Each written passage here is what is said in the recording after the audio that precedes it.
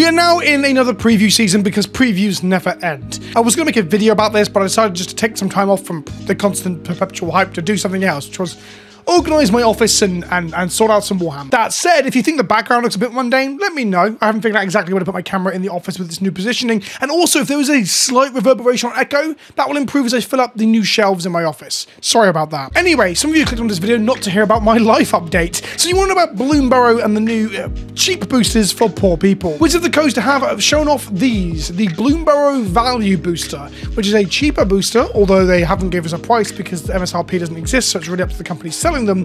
But yeah, they're cheaper boosters for Magic the Gathering. Today's video is to talk about that. I guess there's a controversy in a way. People are a little bit shocked that there's another booster product. I am too. My first reaction at hearing that they are adding another booster product after simplifying down the booster range only 8 or so months ago was shock and surprise, honestly. I'm going to unpack what the value booster is and how I feel about it, and that's kind of what this video is about. If you want to pick up a single product or sealed product from CoolStuffInc.com, use the link in the description below or the code KENOBI at checkout to get 5% off your order, and it helps to support the show. So, the value boosters, they've been revealed with just this information. That's all we've got so far. That they're going to be at select retailers. It's a new kind of booster. Collector boosters are perfect for people who want the coolest cards. Play boosters are for people who want to bolster, open, and play Magic. And value boosters are a smaller, lighter booster that contains a handful of new cards any fan can enjoy. The interesting point there is that it doesn't actually really explain what the value of this is. Not for collectors or playing, it's just for people who are looking for a budget-friendly way to experience the game. So basically, it's for people who can't afford the other ones. Now, I'm going to make a few jokes about this, about these are the poor boosters for poor people, because it's kind of true. But I have to say that having an entry level or a cheaper product for players or younger players, we'll get to that more in a moment, is a good thing. I will link to my play booster announcement video in the description of the cards.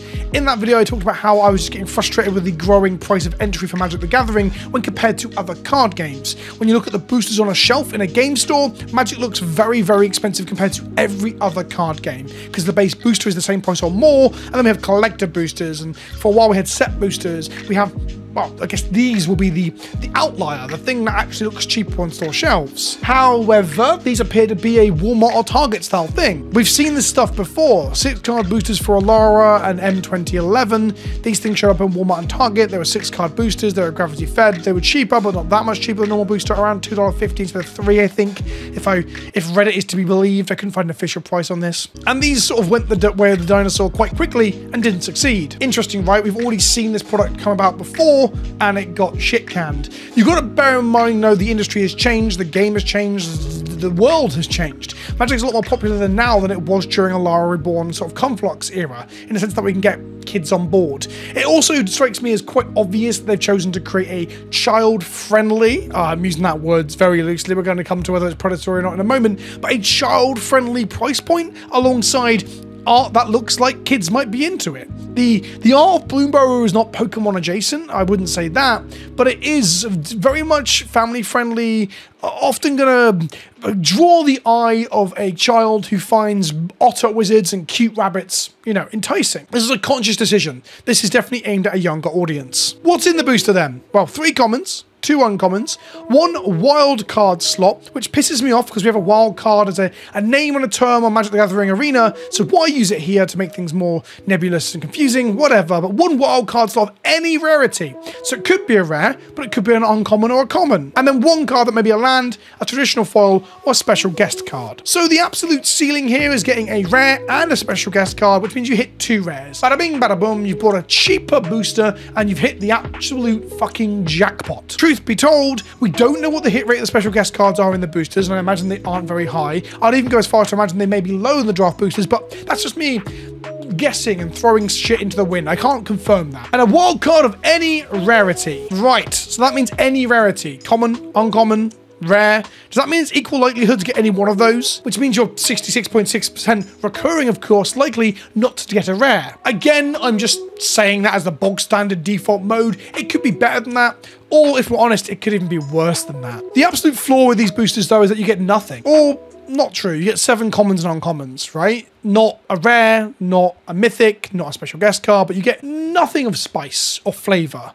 That's not fair. All the cards have flavor. And that's the interesting point here, is like, is the rare that important to whoever this is for? They're going to be at Walmart or Target, assuredly. It's at select retailers, right? So I don't think this is a game store item. So we've got Target or Walmart, and they're going to be impulse buys for parents buying them for kids who see a cute otter and want a pack, which is their inroad to magic. It's their way of hooking them, you know, with the cheapest part of the drug. Maybe even a free sample. Well, it's not free in this case. It's like the more capitalistic version of that. But a little taste, and then later down the line, they'll be asking their parents for a pre-con for Christmas. So it's there to be a cheap on-board or on-ramp for parents who don't know better or kids who just want to open any old thing and don't give a shit about the cards being playable.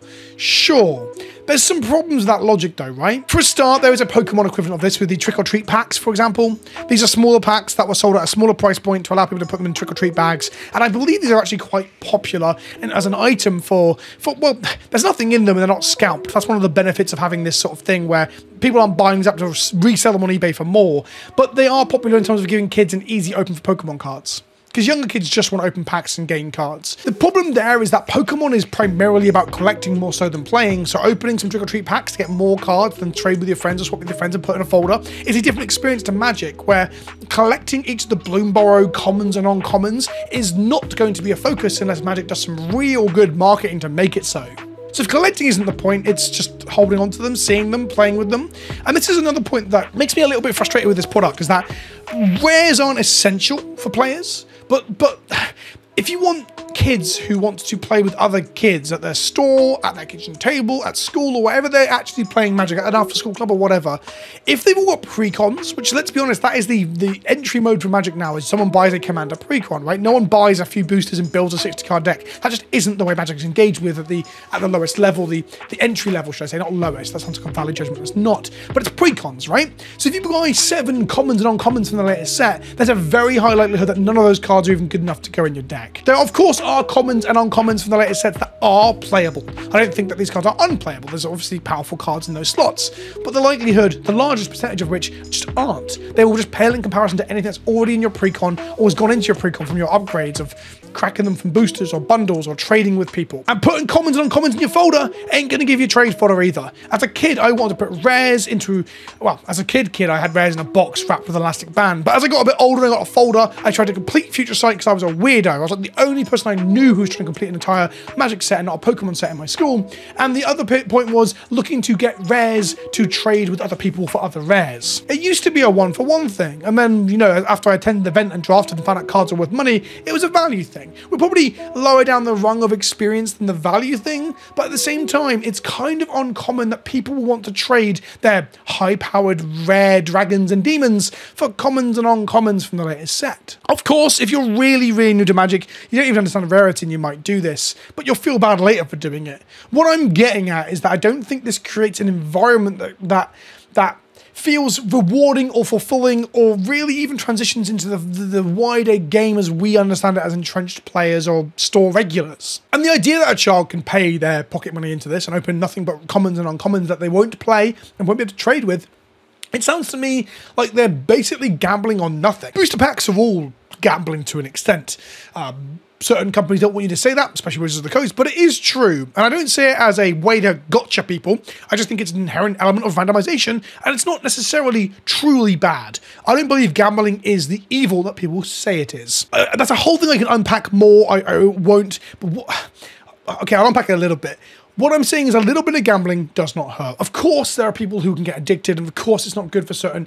I wouldn't let kids gamble money on sports, of course, but I'm saying randomized boosters is probably the softest, lightest, most playful way of gambling that I think isn't that bad. God, this is a whole video. Is gambling bad? I'm not going to go into it any more than that. But when the gamble is like you get nothing or next to nothing with commons and uncommons, I think that's bad. I think that this booster product could have been a lot better if it just had a guaranteed rare in it. Like, what you got to remember, there's two elements to this. Like, one, it costs Wizards the same amount to print a rare and a non-rare. So there's nothing about production costs here. So they're lowering the price of the booster, and again, we don't know what it is. If this booster is like less than $1, then maybe it's easy to actually be like, okay, it's about as good as it's going to get. If this thing's $1.50, $2, that's fucking trash, right? But Wizards don't spend more money to print rare ink. It's the same price. Truth be told, the element around why they don't reprint, you know, super powerful and sought after cards into every booster product and forevermore is around secondary market and collector value and reprint equity. That is a...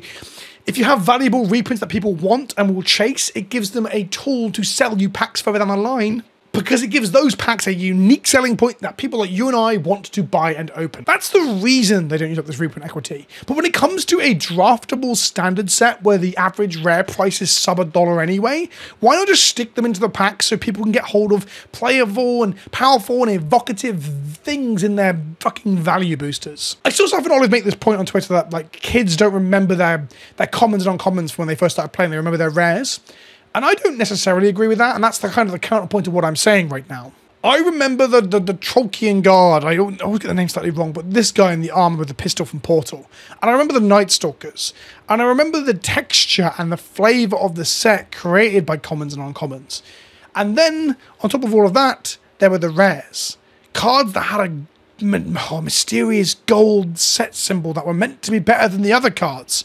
And thus, I was excited when I found some, got some, or traded for some. I didn't have many rares back then because my parents didn't give me boosters much. I got some pre-con products and a couple of boosters here and there. So my primarily way of playing with my friends on Concrete was with commons and uncommons. The truth be told though, I don't think that if I had rares, it would have made those rares the more exciting things. I don't think giving a whole new generation of kids just the shittest possible cards to play with is a good thing. That said, commons and uncommons are more powerful than they've ever been, so they're not quite the chaff that I grew up with. I guess ultimately the problem I have is that there are people who can afford to have booster products or precons and thus get the cards that are desirable to play with, like all of the rares that I'm talking about. And then there are people that can't afford that, the younger kids or the kids with lesser disposable income, less pocket money, and they have to buy the value boosters, and thus we create another layer of haves and have-nots. I think a lower entry point into Magic that helps kids get into the game by being able to afford it with their pocket money is a good thing as a base level. But in the context of you may not get any rares, and the fact that they are then just like buying a much cheaper product than other people who are getting all the power, that bugs the shit out of me. I inherently hate the idea that powerful cards and powerful Magic has to be the expensive product. This statement that Mark Rosewater made that in order to make products have different audiences, they have to put the powerful stuff in the expensive product and the shit stuff in the poor product. Packs for poors and packs for rich people. And I think that sucks. And this, in its current iteration, or at least what it's pending towards, kind of exaggerates that issue. Personally, I don't think this product will last. I don't think this is the sort of thing that will get kids involved. I think they've been very smart at putting it into Bloomburrow, but I've got a feeling that 3 or 4 sets from now, this product will no longer exist. It's just another attempt to sell us less cards for more money. A shrinkflation in a way. 7 commons or uncommons that won't go into the secondary market, don't eat into their reprint equity, and are basically just bulk shit they can sell off. In some ways, it's not far off the repacks you buy from eBay that are just bulk rare shit and shit cards. It's weird that Wizards are selling that officially now. Let me know what you think in the comment section below. I've been Vince, also known as PleasantKenobi on the internet, and I'll see you in the next one. Ta-ta for now.